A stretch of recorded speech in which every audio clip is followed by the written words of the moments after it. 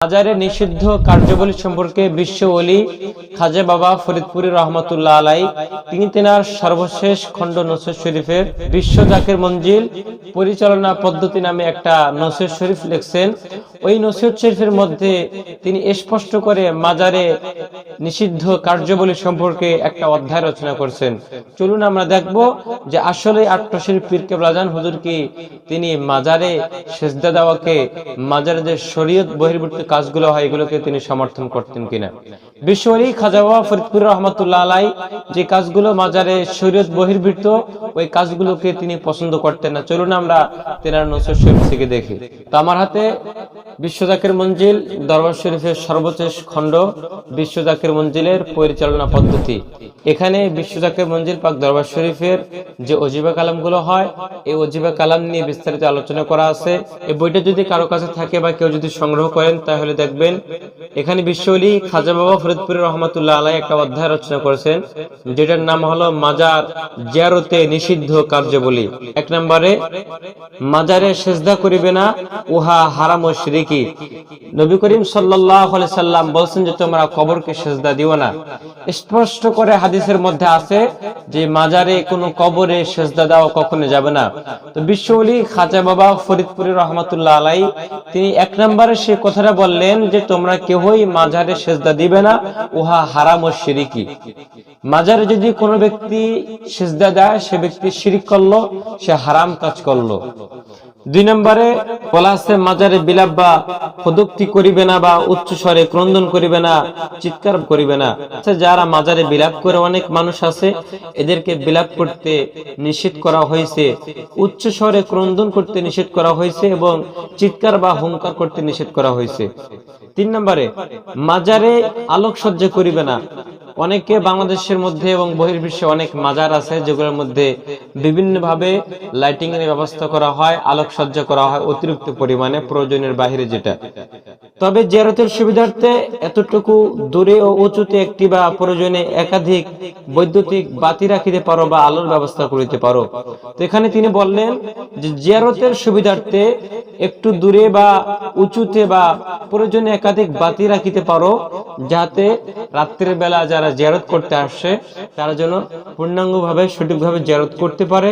কেননা যদি কোনো অন্ধকারের মধ্যে কারো মাজার শরীফ থাকে, কারো কবর থাকে আর ওখানে যদি কেউ রাত্রের বেলা জিয়ারত করতে যায় অন্ধকারের মধ্যে তাকে বিপদের সম্মুখীন হতে হবে। তিনি এটাই এখানে বললেন। তিন নম্বরে মাজারে আলোকসজ্জা করিবে না, তবে জিয়ারতের সুবিধার্থে একটু দূরে ও উঁচুতে একটি বা একাধিক প্রয়োজনে একাধিক বৈদ্যুতিক বাতি রাখিতে পারো বা আলোর ব্যবস্থা করিতে পারো। চার নম্বর মাজারে পুষ্পমালা প্রদান করিবে না। অনেকে আছে মাজারে পুষ্পমালা প্রদান করে, এটা তিনি নিষেধ করেছেন যে মাজারে পুষ্পমালা প্রদান করিবে না। পাঁচ নম্বরে মাজারকে ফুলসজ্জার বাসর ঘরের মতো সাজাইবে না। আমাদের দেশের মধ্যে যদি আমরা লক্ষ্য করি বা অন্যান্য কান্ট্রিতে দেখা যায় অনেক মাজারকে একবারে শরীয়ত যেটাকে সমর্থন করে না সেভাবে তারা মাজারকে ফুলসজ্জার মতো করে সাজায়। ছয় নম্বর মাজারে মোমবাতি জ্বালাইবে না। সাত নম্বর মাজারে গিলাফ বা চাদর বিছাইবে না, তবে শুধুমাত্র উরুসের সময় মাজারের উপর একটি গিলাফ দিতে পারো। আট নম্বর গরু ছাগল চড়াইবে না বা চড়াইতে দিবে না। নয় নম্বর অন্ধকার যুগে শোক প্রকাশের নিমিত্তে তাহারা বিলাপ করিত, মাথা চুল ছিঁড়িত, কপালে মাথায় থাপ্পড় মারিত, কেউ কেউ নিজ মৃত্যু কামনা করিত, যাহা ইসলাম বহির্ভূত কর্মকাণ্ড, উহা তোমরা অবশ্যই পরিহার করিবে। 10 নম্বর শরীয়তের বিধিবিধানের মধ্যে থাকিয়া মাজারে পবিত্র কোরআন থেকে তেলাওয়াত করা যায়, তোমরাও করিতে পারিবে, তবে কোরআন তেলাওয়াতের উপযোগী ব্যবস্থা করিতে হইবে। এরপর 11 নম্বর মেয়েদের অস্থিরতা বেশি, ধৈর্য কম। অনেক মেয়েরা জিয়ারত করতে যায় বিভিন্ন ওলিয়া উলিয়াদের মাজার শরীফ, তো এখানে স্পষ্ট করে বলা আছে মেয়েদের অস্থিরতা বেশি, ধৈর্য কম। মেয়েদেরকে বিশেষভাবে বলিতেছি তোমরা মাজার জিয়ারতের সময় যেন বিলাপ না করো, তোমরা অবশ্যই পর্দার সাথে আসিয়া মাজার জিয়ারত করিবে, বেপর্দা অবস্থায় কখনই মাজার জিয়ারত করতে আসবে না। সুবহানাল্লাহ।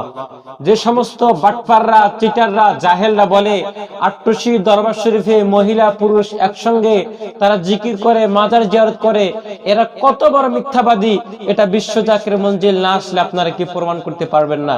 নারীদের জায়গা আলাদা, পুরুষদের জায়গা আলাদা, কোন পুরুষ ওখানে কোন নারীর সাথে একত্রিত ভাবে থাকতে পারে না বিশ্ব জাকের মঞ্জিল দরবার শরীফে। এরকম মিথ্যাচার যারা করতেছে আপনাদের প্রতি অবশ্যই আল্লাহ পাকের লানত করতে বেশি সময় লাগবে না, কথাটা মনে রাখেন। প্রিয় ভাইরা, এখানে স্পষ্ট করে বিশ্ব ওলি খাজা বাবা ফরিদপুর রহমাতুল্লাহ আলাই 11 নম্বর মধ্যে বলতেছেন, বেপরদা অবস্থায় কখনোই মাজার জিয়ারত করতে আসিবে না। মেয়েদেরকে তিনি স্পষ্ট করে বললেন। 12 নম্বর, শরীয়তের খেলাফ হয় এমন কোন কাজ মাজারে করিবে না, ইহা ঘোর বেয়াদবি। শরীয়তের খেলাফ হয় যেটা কোরআন সুন্নাহ বিরোধী, এরকম কোন কাজ মাজারে করিবে না, যেটা কঠিনতম বেয়াদবি। এটাই বিশ্ব ওলি খাজা বাবা ফরিদপুর রহমাতুল্লাহ আলাই তেনার নসিহত শরীফের মধ্যে স্পষ্ট করে বলে গেছেন। শরীয়তের খেলাফ কোন কাজ করিলে খোদাকে পাওয়া তো দূরের কথা, পরলৌকিক মুক্তি পাওয়াই দুষ্কর। সুবহানাল্লাহি ওয়া বিহামদিহি। এখানে স্পষ্ট করে তিনি বলছেন, যারা শরীয়তের খেলাফ কোন কাজ করবে এরা আল্লাহকে তো পাবেই না, আল্লাহকে পাওয়া তো দূরের কথা, পরলৌকিক মুক্তি তারা পাবে না। যারা বিশ্ব জাকের মঞ্জিল দরবার শরীফের নামে মিথ্যাচার করতেছেন, যে আট্টশির পীর বিশ্ব ওলি খাজা বাবা ফরিদপুর রহমাতুল্লাহ আলাই মাজার সম্পর্কে ভ্রান্ত আকীদা পোষণ করছে, আমি তাদেরকে বলতে চাই, আপনারা এই 12টা মাজার জিয়ারতের নিষিদ্ধ কার্যাবলী সম্পর্কে আপনারা বিশ্ব জাকের মঞ্জিল পরিচালনা পদ্ধতি থেকে পড়েন, তাহলে আপনারা স্পষ্ট ক্লিয়ার হয়ে যাবেন যে বিশ্ব ওলি খাজা বাবা ফরিদপুর রহমাতুল্লাহ আলাইহির কি আকীদা ছিল মাজার জিয়ারত সম্পর্কে এবং মাজার জিয়ারতের নিষিদ্ধ কার্যাবলী সম্পর্কে।